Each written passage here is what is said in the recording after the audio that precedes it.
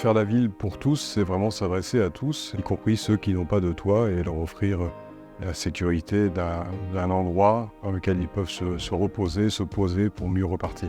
Avant ce centre, on avait une structure d'accueil qui était vétuste et qui était faite d'abris de jardin. L'idée, ça a été de se dire comment leur composer un projet sur mesure, adapté au territoire et au public. Il y a une esthétique à ce projet, c'est un beau projet et c'est toujours intéressant de faire des choses belles pour les gens qui ne sont pas forcément habitués mais qui y sont sensibles. C'est quand même toujours mieux d'avoir un environnement comme ça plutôt que d'être dans la rue ou dans la voiture ou je ne sais dans quel endroit. Il y a une audace architecturale sur ce projet qui est d'avoir fait appel à une architecture modulaire faite de containers maritimes recyclés.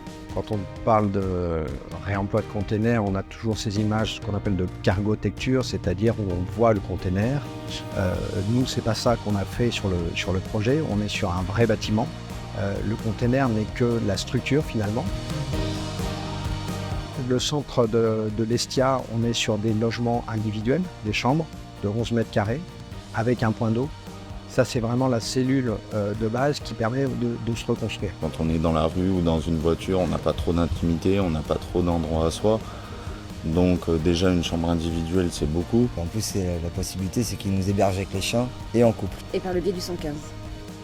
On a des gens qui sont là, qui ont besoin d'un toit, mais qui ont besoin aussi d'un accompagnement. Mais nous, on sert de marchepied. Le premier travail, c'est les droits fondamentaux, c'est-à-dire se nourrir, se loger, s'entretenir. Et puis après, on peut commencer à travailler, peut-être sur des projets. Ils sont sympas, gentils, ils s'occupent de nous bien, on mange bien. En tout cas, on est à l'abri.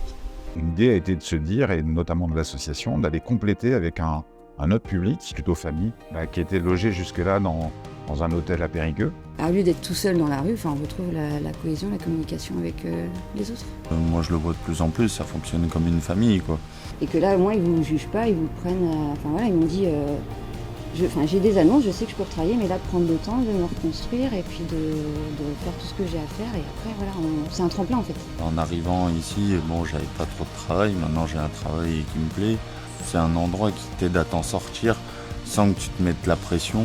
Et c'est un exemple qu'on peut renouveler un peu partout en France, dans toutes les régions. Je crois que c'est un modèle, en effet, qu'on peut dupliquer.